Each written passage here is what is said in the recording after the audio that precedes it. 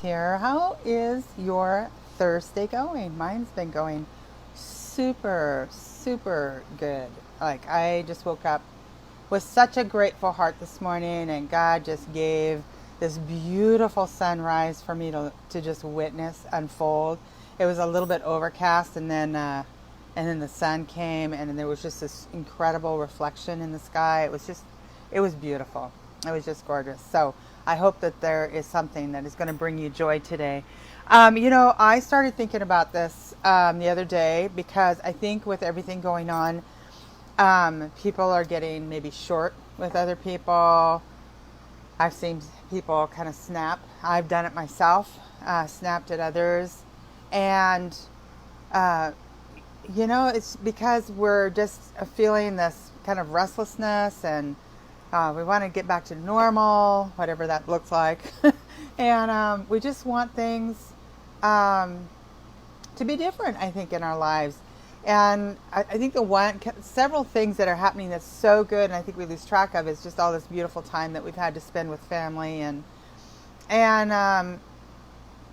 just investing into what's important during this time. And so not taking anything for granted. I think that's where the gratefulness for me comes in.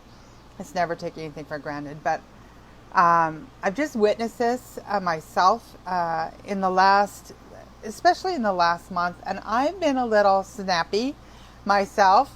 And so, the first thing, I'm going to talk to you about that acronym, because I came up with an acronym that I want to share with you that I think is going to be super important. But one of the first things, when you're just feeling like your patience is done, you're just frustrated, maybe you've said some things that you wished you could reel back in. And to be honest with you, words can really hurt. Like, you can say you're sorry, but sometimes it's hard to forget all of that and in the moment of like how you're feeling. So, our words are so incredibly important. And so being mindful is the place where we start, is just having some mindfulness. And some of you might be saying, well, what is that? That's really this way of paying attention non-judgmentally about the situation and how you're feeling, and how you would love to respond better. It's being mindful. And it's not saying that anybody's right or wrong. It's just being mindful. Like, how am I feeling? How's that other person feeling? Just getting in that place of being present. But here is the SNAP acronym, okay? So the S in SNAP is stop what you're doing for just a second and figure out, like, what's triggering me. Is it because I've been, in my house all day, I haven't taken a walk? Is it because I've picked up clothes way too many times? What is going on around me? And our environment is super, super important. And so is that person right in front of you. So the S is for stop. Just stop for just a moment. Take a big, deep breath and get mindful. Like, how am I feeling?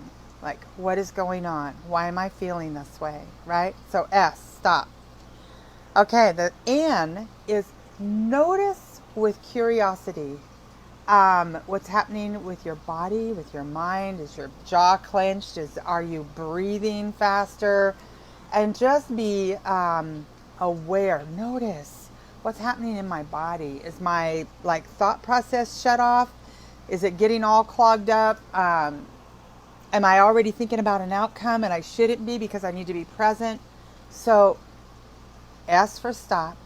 N, notice. Be aware. What are you feeling?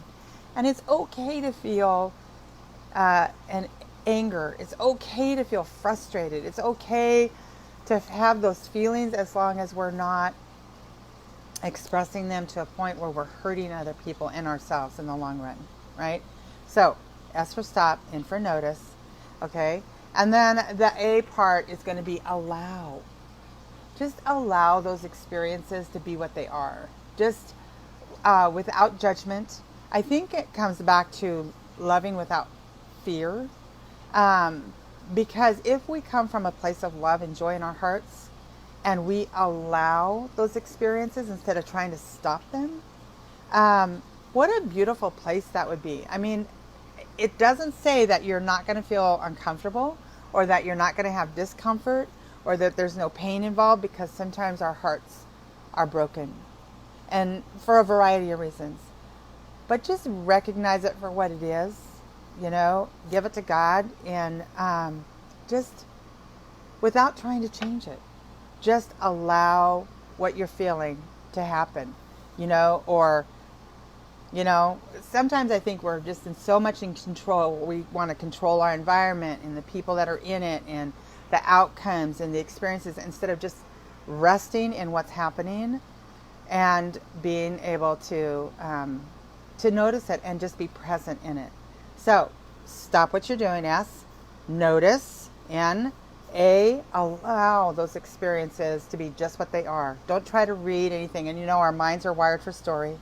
So we can make up 100 million stories about why it's happening, why this person said this, or why this didn't happen. Like, our brains are wired for story. And Brene Brown, if you've never read any of Brene Brown's writings, she talks a lot about that, about how our brains, and have you ever noticed that? Like, if you don't know something, your brain just goes into automatic story mode, right? So just allow.